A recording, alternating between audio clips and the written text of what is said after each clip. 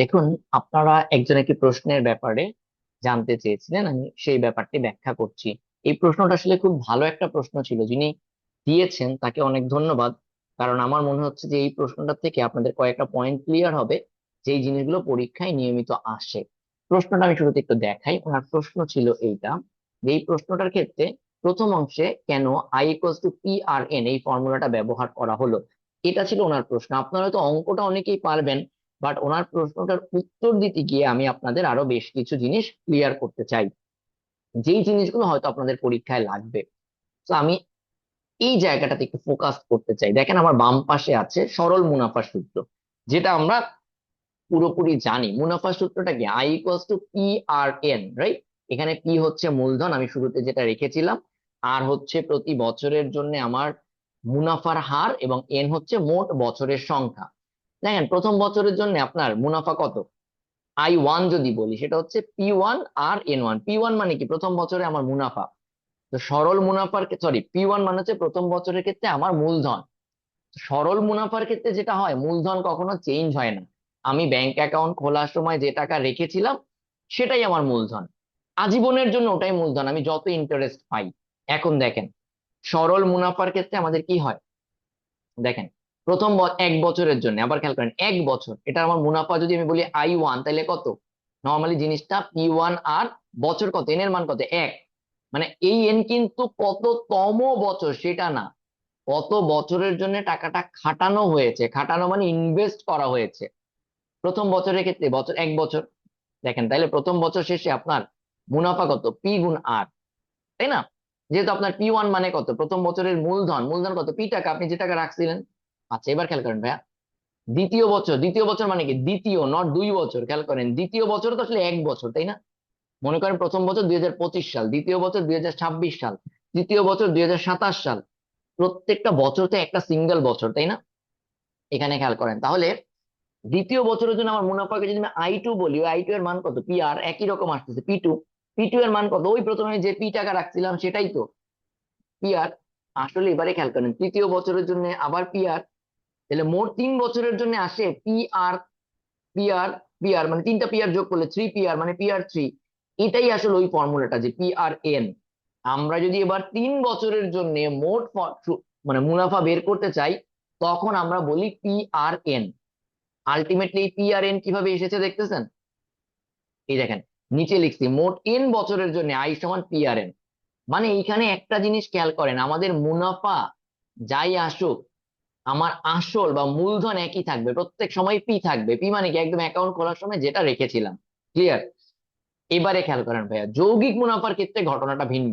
যৌগিক মুনাফা, সরল মুনাফা মানে সিম্পল ইন্টারেস্ট আর কম্পাউন্ড ইন্টারেস্টের মধ্যে ওয়ান এন্ড অনলি ডিফারেন্সটাই হচ্ছে যে মূলধনের সাথে ইন্টারেস্টটা আবার যোগ হয়ে নতুন মূলধন হয়। মানে সরল মুনাফার ক্ষেত্রে যেমন P1, P2, P3 সবার মানে পি ছিল, যৌগিক মুনাফার ক্ষেত্রে সেটা না। যৌগিক মুনাফার ক্ষেত্রে P1, P2, P3 এরা আলাদা। মানে যৌগিক মুনাফার ক্ষেত্রে কি হয়? P2 মানে দ্বিতীয় বছরের মূলধন হয়ে যায় প্রথম বছরের মূলধন যোগ প্রথম বছরের ইন্টারেস্ট। তৃতীয় বছরের ক্ষেত্রে মূলধন হয়ে যায় কি?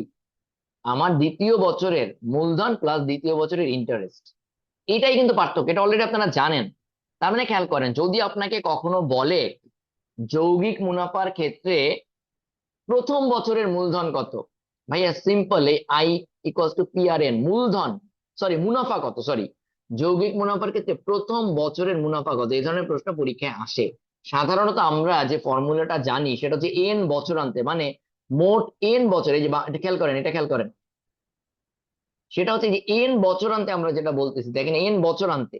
এন বছরান্তে মানে হচ্ছে মোট এন বছর, এই যে এন, মোট এন বছরের জন্য, মোট এন বছরের জন্য। ক্লিয়ার? এন বছরান্তে মানে তো মোট এন বছরের জন্য। বাট আমরা কিন্তু যখন বলতেছি প্রথম বছরে, দ্বিতীয় বছরে, তৃতীয় বছরে, ওইটা কিন্তু শুধুমাত্র প্রথম বছরের জন্য মুনাফা কত, দ্বিতীয় বছরের জন্য মুনাফা কত, তৃতীয় বছরের জন্য মুনাফা কত। খেয়াল করেন, সেটা জিনিসটা একটু কমপ্লেক্স মনে হতে পারে, বাট আসলে বোঝাচ্ছি, বুঝলেই বুঝতে পারবেন। আমি এই ধরনের অঙ্ক আপনাদের পরীক্ষায় দিব, মানে বুঝাই দিব, শিখাবো অ্যাডভান্স লেভেলে গিয়ে, চিন্তা করেন না, বাট এখন বেসিকটা বুঝে যান। খেয়াল করেন ভাইয়া, ফর্মুলা আসলে অলওয়েজ এই P equals to I equals to P R N. এটা এক বছরের ফর্মুলা, এটা এক বছরের ফর্মুলা, তাই না? তাহলে খেয়াল করেন, প্রথম বছর যখন আমরা যৌগিক মুনাফা বের করব, শুধু মুনাফা সমান এই যে একই ফর্মুলাই ভাইয়া। দ্বিতীয় বছরে যখন আমরা বের করব, দ্বিতীয় বছর এই একই ফর্মুলাই মুনাফা। কিন্তু ডিফারেন্সটা কোথায়? পি যখন বসাবো, এই পি বসানোর সময় খেয়াল রাখতে হবে যে এই দুইটা জিনিস যোগ করে বসাইতে হবে, এই দুইটা জিনিস যোগ করে বসাইতে হবে। সেম তৃতীয় বছরের মুনাফা যখন বের করব, তখন এই ফর্মুলাই এন এর মানে এক কেন? কারণ তৃতীয় বছর ইটসেলফ 1 বছর। তৃতীয় বছর, তৃতীয় তৃতীয় বছরটা কত? 1 বছর। আসলে প্রত্যেকটা বছরই তো 1 বছর, তখন এই পি3 বসানোর সময় খেয়াল করতে হবে পি2 যোগ আই2টা করে পি3 এর মানটা বসাইতে হবে। ওকে, চলেন আপনাদেরকে এবার আমি এই জিনিসটা খেয়াল করবো, একদম ডান পাশে জিনিসটা খেয়াল করেন ভাইয়া। প্রথম বছরান্তে চক্রবৃদ্ধি মূলধন, আসলে এটা তো পুরোটা মূলধন বলতেছি তাই না, এই জন্য খেয়াল করেন কি করছি, পি যোগ পি আর এন। এখানে এন এর মান 1 বলে আমি আর লিখি নাই, আমি মিন্স বই আর লেখে নাই, বাট এখানে কিন্তু 1 আছে, এখানে 1 আছে। আলটিমেটলি এটা এটা আসছে P+1R। এবার একটা জিনিস খেয়াল করেন, P+1R-টা কি? এই P+1R-টা, এই যে প্রথম বছরান্তে চক্রবৃদ্ধি মূলধন, এটাই হচ্ছে আমার এটা, বুঝছেন? এই P+1R এটাই হচ্ছে আমার এটা। তাহলে খেয়াল করেন, দ্বিতীয় বছরান্তে বা চক্রবৃদ্ধি মূলধন, প্রথম বছরের মূলধন প্লাস মুনাফা। খেয়াল করেন, প্রথম বছরের মূলধন মানে কত? P1, এই সেই P1, খেয়াল করছেন? আবার আমি যেখানে লিখছিলাম না P2R(1), এখানে দেখেন ভাইয়া, এইটা হচ্ছে বেসিক্যালি সেই P2, এইটা হচ্ছে সেই আর, এখানে ওয়ানটা আর লেখে নাই, বেসিক্যালি এখানে একটা 1 গুণ আকারে কিন্তু আসছে। তার মানে আমি যে আই টুটা লিখছি, আই টুটা কোনটা বলতে পারবেন? এই যে আমি যে আই টুটা লিখছিলাম, এই আই টুটা হচ্ছে এই যে এখানে বলছে অনলি মুনাফা, এই মুনাফা এইটা এই জায়গায় কতটুকু, এইটা এই জায়গায় হয়েছে এই যে এতটুকু, এই এই যে এতটুকু। তাহলে এতটুকুতে কি আছে? এতটুকুতে আছে এই যে দাগ দেয়া P2। P2 মানে কত? এই যে P2, P1+R। এটা কোত্থেকে বেরোইছে? এই যে এইটা প্রথম বছরান্তে চক্রবৃদ্ধি মূলধন, উপরে যেটা ছিল দেখেন P2 ইন্টু আর ইন্টু 1। ওয়ানটা লেখে নাই কারণ এটা 1 আমি কি আপনাকে এই জিনিসটা বুঝাতে পারছি? এবার খেয়াল করেন, সিমিলারলি আই3, এখানে আই3 কোনটা? এখানে আই3 হচ্ছে এই যে মুনাফা, আমি কি বলছি? মুনাফা। তাহলে এই হচ্ছে আমার P3, মানে আই3। আই3 এর জন্য ফর্মুলাটা কি? আই3 এর জন্য ফর্মুলাটা হচ্ছে আমার P3। এইখানে P3 হচ্ছে এইটা, P3 কোনটা? P3 আসলে কোত্থেকে আসবে? আপনারাই বলেন, P3 কোত্থেকে আসবে? P3 আসবে, P3 আসবে কোথা থেকে? P3 আসবে এই যে লিখে রাখছি, P2 যোগ আই টু কোনটা? এই যে এটা, খেয়াল করছেন? এইটা P2 যোগ আই টু, তাই না? দ্বিতীয় বছরান্তে মুনাফা যোগ দ্বিতীয় বছরান্তের, মানে দ্বিতীয় বছরের আসলটা, তাই না? ঠিক আছে, এইটাই তো। তাহলে খেয়াল করেন, ওটা এখানে বসাইছে, এই বসে আবার এখানে একটা 1 ছিল, সে ওয়ানটা লেখেন, 1 বলে আর লেখেন। এইভাবে করে দেখেন, তার মানে আমি এখানে যেটা দেখাইছি আপনাদেরকে বোঝানোর জন্য, আসলে এই যে আপনারা ডান পাশে যে ফর্মুলাটা দেখতে পাচ্ছেন, ওই জায়গাতে প্রতিবারই এই P=I, না I=P/N, এই ফর্মুলাটা মুনাফার ক্ষেত্রে অলওয়েজই ব্যবহার করা হয়েছে, আপনি তো বুঝতে পারেননি। ক্লিয়ার? এখন দেখেন ভাইয়া, আসলে এই যে ফর্মুলাটা আমরা শিখি, এই ফর্মুলাটা হচ্ছে, আবারও বলি, এই ফর্মুলাটা হচ্ছে বোথ মূলধন মানে আসল প্লাস মুনাফা সূত্র, নট অনলি মুনাফা। ঠিক আছে? এই যে এন বছরান্তে মূলধনে হবে, এটা কিন্তু আসল প্লাস মুনাফা। আর শুধু মুনাফা যখন বের করতে যাই, সেটা হচ্ছে এইটা। এখন আপনার প্রশ্ন হতে পারে, ভাই আপনি তো মুনাফা তো একটু আগে বামে দেখাইলেন এইটা, তাইলে আবার এইটা কেন?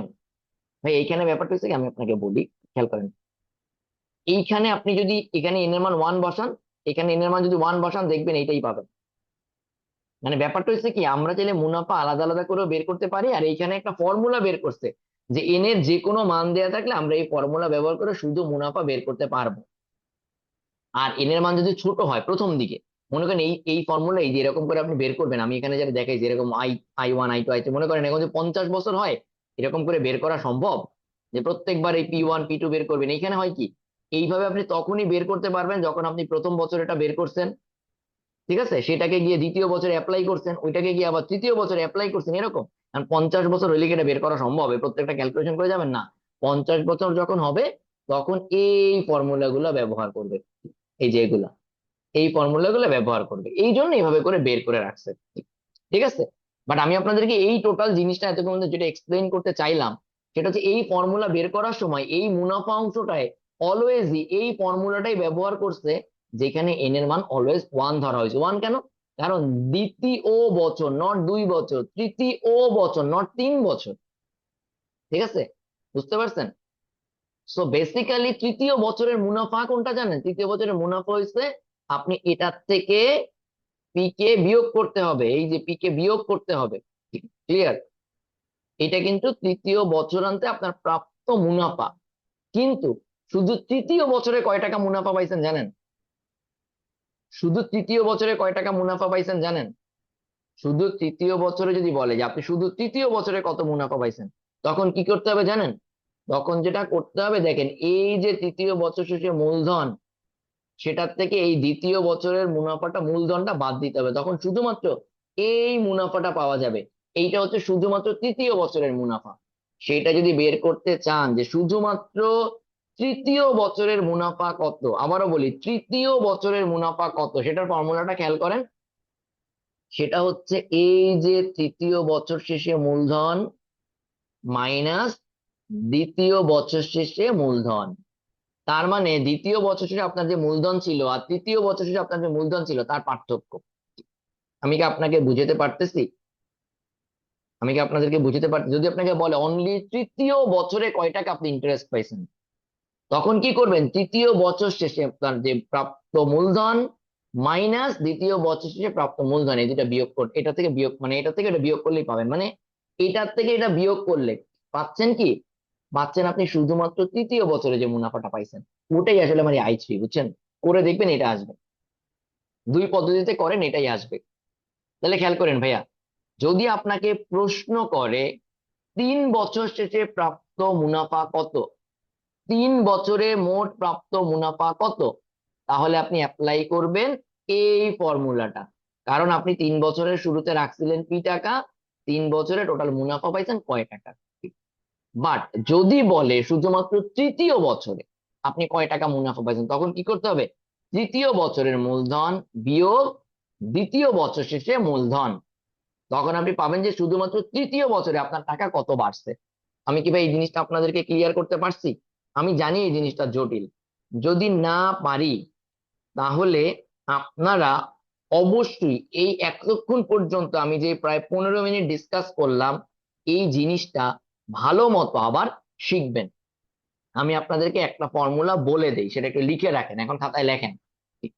এখন খাতায় একটু লেখেন, ঠিক আছে? এন তম বছরের মুনাফা, এন তম, এই যে তৃতীয় মানে কি, এন এর মান কত? 3। তৃতীয় এন তম বছরের প্রাপ্য মুনাফা, এন তম বছরের, আবারও বলি নট এন বছরের।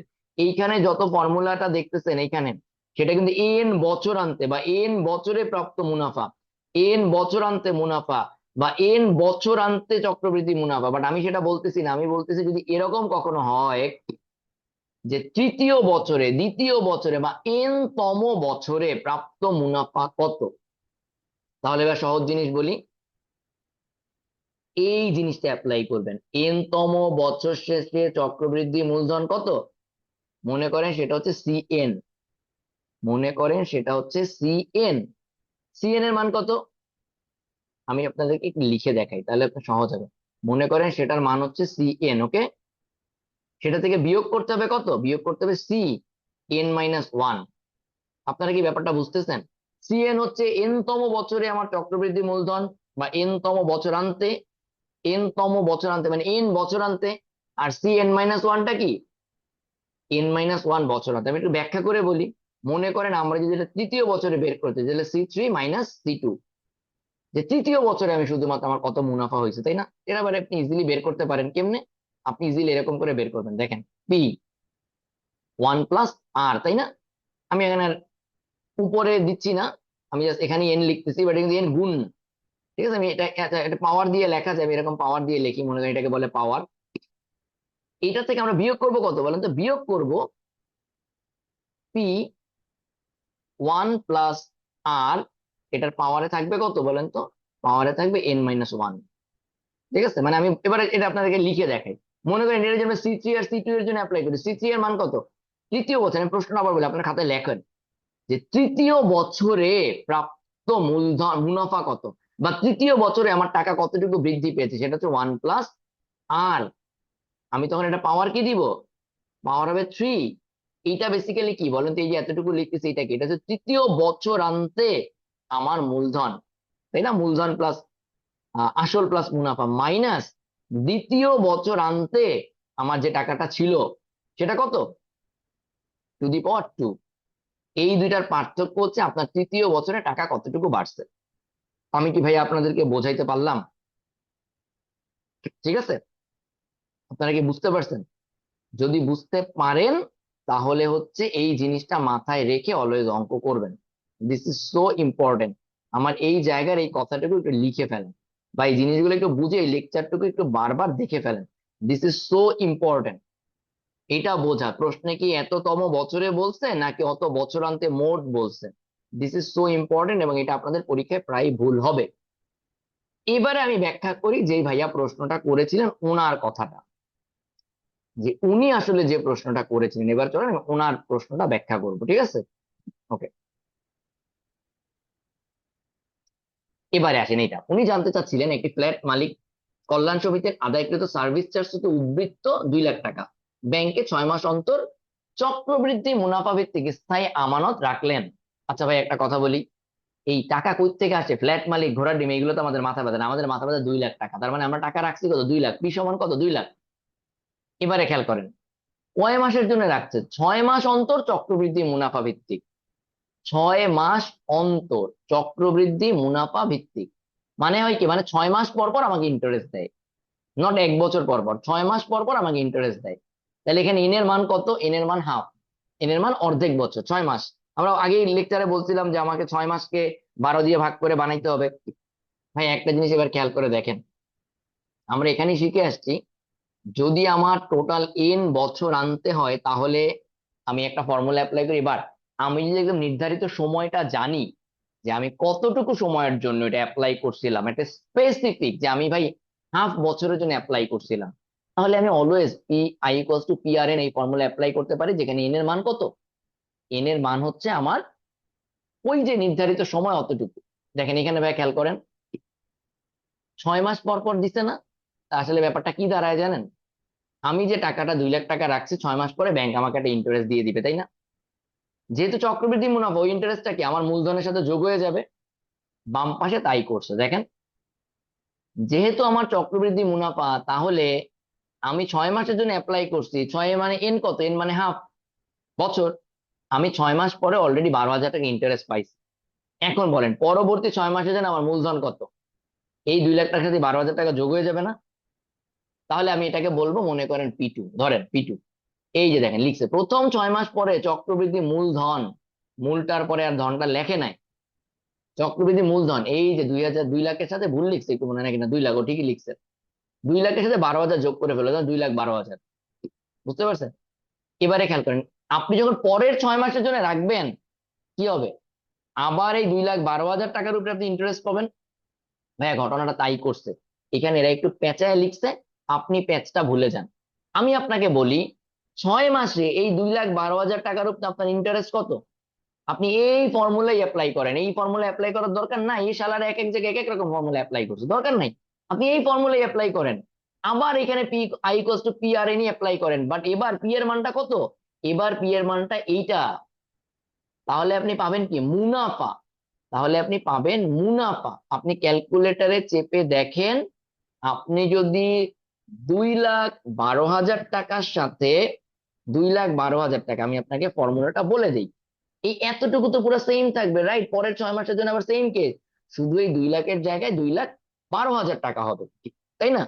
আপনি লেখেন, আপনি খাতায় লেখেন পরবর্তী 6 মাসে মুনাফা, আসলে লেখেন না, লেখেন মুনাফা। তাহলে 2,12,000 গুণ কত? এই যে 12/100 গুণ 0.5 মানে 1/2, দেখবেন ভ্যালুটা আসবে 12,720। 12,720, ঠিক আছে? তাহলে এবার আপনি আমাকে বলেন, এই যে পরের 6 মাসে আপনার ইন্টারেস্ট কত? 12,620। এইটার সাথে এই 2,12,000-এর সাথে এবার তাহলে যোগ হবে কত? 12,620। তাহলে টোটাল দেখেন একই ভ্যালুই আসে। পাইছেন? আমি মুখে মুখে বলছি, আপনি লিখে দেখেন। আপনি লিখে দেখেন, আপনি যদি এরকমটা অ্যাপ্লাই করেন দেখবেন ওটা আসবে 12,720, সরি নট 620, 720। ঠিক আছে, এটা আসবে। আমি কি আপনাকে বুঝতে পারছি? সো বেসিক্যালি আমি এখানে কি অ্যাপ্লাই করছি, কোন সিস্টেমটা অ্যাপ্লাই করছি? আমি হচ্ছে এই সিস্টেমটা অ্যাপ্লাই করছি, যেটা আপনাদেরকে আমি একটু আগে দেখাইছি। এই যে এই সিস্টেমটা, মাঝখানে যে সিস্টেমটা আছে, যে ভাইয়া আমার প্রথম 6 মাসে আমার মুনাফা হচ্ছে I1, সেই I1 এর সাথে যখন আমি P1 যোগ করছি আমি P2টা পাইছি। সেই P2টা হচ্ছে কি আমার পরের 6 মাসের মূলধন। সেইটা আবার প্রয়োগ করে, এই ফর্মুলাটা প্রয়োগ করে আমি I2টা বের করে ফেলছি পরের 6 মাসের, তাই না? ওই 6 মাসের সাথে যখন ওইটার সাথে যখন আবার আমি আগের P2টা যোগ করছি, আমি টোটাল 12 মাস শেষে আমার টোটাল এখন মূলধন কত সেটা পেয়ে গেছি। এই জিনিসটাই ওখানে পড়ছে। এটা আরো একটু সহজ ভাবে করা যায়, বাট আমরা সেটা অ্যাডভান্স লেভেলে গেলে দেখবো। বাট এখন আপনাদেরকে ভাইয়া একটা কথা বলি, এই কনসেপ্টটাই জাস্ট এখানে ক্লিয়ার হইতে হবে। সেটা হচ্ছে, আমি কোনো একটা অঙ্ক করার ক্ষেত্রে, চক্রবৃদ্ধি মুনাফার ক্ষেত্রে, কোনো একটা চক্রবৃদ্ধি মুনাফার ক্ষেত্রে আমার যেই ইন্টারেস্টটা আসে, সেই ইন্টারেস্টটা আসলের সাথে যোগ হয়ে পরের আসল হয়ে যায়। এই যে এই ইন্টারেস্টটা, দেখেন, এই ইন্টারেস্টটা এই আসলের সাথে যোগ হয়ে আমার পরের আসল হয়ে গেছে। বুঝতে পারছেন? একই রকম এই ইন্টারেস্টটা এই আসলের সাথে যোগ হয়ে পরের আসল হয়ে গেছে। এই কথাটুকু যদি বুঝেন, এখানে মাত্র যদি 2 ধাপ ছিল, 6 মাস পরে আবার 6 মাস পরে, তাই আমরা এরকম ধাপে ধাপে করতে পারছি। এই অঙ্কটা যদি অনেক বড় হইতো তাহলে এভাবে করা যায় না, এই জন্য পরীক্ষা এরকম এত বড় অঙ্ক দেয় অনেক। ঠিক আছে, আশা করি এতক্ষণ আমি জিনিসটা ক্লিয়ার করতে পারছি। বা this is so tough A math, মানে কনসেপ্ট গুলো বোঝার জন্য খুবই কঠিন হবে। বাট আপনারা যদি ঠান্ডা মাথায় এবার কয়েকবার দেখেন, অন্তত এটা যদি এই লেকচার থেকে জাস্ট আত্মস্থ করতে পারেন যে আসলে আমি একটা ধাপে যে ইন্টারেস্ট পাই, সেই ইন্টারেস্টটা আমার ওই ধাপের মূলধনের সাথে যোগ হয়ে পরের ধাপের মূলধন হয়ে যায়, এতটুকু এই অঙ্ক থেকে অ্যাচিভ করতে পারলেই হবে। বুঝতে পারছেন? তো আপনাকে আমি একটা টাস্ক দেই, একটা কাজ দেই, আপনি এই অঙ্কটা আরো এক ধাপে করেন, যে 12 মাস না, 1 বছর না, 1.5 বছর পরে মূলধন কত হবে। আপনারা সবাই এই অঙ্কটা করে গ্রুপে একটু সাবমিট করবেন, এবং সেখানে করবেন এই সিস্টেমে। এই 6 মাস, পরের 6 মাসে মুনাফা আসলে একবারে বের করার দরকার নেই, আপনি ধাপে ধাপে করেন, 3 ধাপে করেন। যে প্রথম 6 মাস পরে মুনাফা কত, প্রথম 6 মাস পরে মুনাফা যোগ আসল কত, এইটা হচ্ছে আমার পরের ধাপের মুনাফা আসল। দেন আবার ওটাকে 6 মাস খাটাইলাম, ইনভেস্ট করলাম, আবার 6 মাস। তো 1.5 বছরকে আপনি 3 ধাপে করে একটা অ্যাসাইনমেন্ট গ্রুপে সাবমিট করেন। এরা করছে কি, শালার পুতেরা যেটা ঝামেলা পাকাইছে, ঠিক আছে, এই মনোজাত 10 শালার পুতেরা, ঠিক আছে, এই ভিডিও দেখছেন, ইউটিউবে সার্চ দিয়েন। ব্যাপারটা হচ্ছে শালারা করছে কি, এইখানেও করতে পারতো, এইখানে করলে হয়তো কি জানো, এই যে 21,200 আসছে না, একবারে চলে আসতো। যে প্রথম প্রথম ছয় ছয় মাসের মুনাফা আসল যদি আলারে এমনি করতো, ইজিলি করতে পারতো। আলার এটা না কইরা করতে গিয়ে আলার এইটা ঝামেলা পাকাইছে, মানে এখানে ভাইঙ্গা করছে, আর পরেরটা আবার একবারে করছে। মানে এখানে তোমার ওই স্বাভাবিক ফর্মুলা অ্যাপ্লাই করছে, মুনাফা আলাদা বের করছে আর আসল পরে যোগ করছে, এখানে আবার মুনাফা আসলে একবারে বের করছে। এটা আলারা ঘাপলাটা করছে। তুমি যদি দুই ভাবেই করতে পারো, 2 ভাবেই তুমি করতে পারো। ক্লিয়ার? ওকে, আমি 2 ভাবে এটা করে দেখায় আর একটা ছোট ছবি কমেন্টে পোস্ট করে দিচ্ছি। ওকে, আমি এটা 2 ভাবেই করে দেখাচ্ছি, করে আমি আর একটা ছবি কমেন্টে পোস্ট করে দিচ্ছি। ক্লিয়ার? ওকে।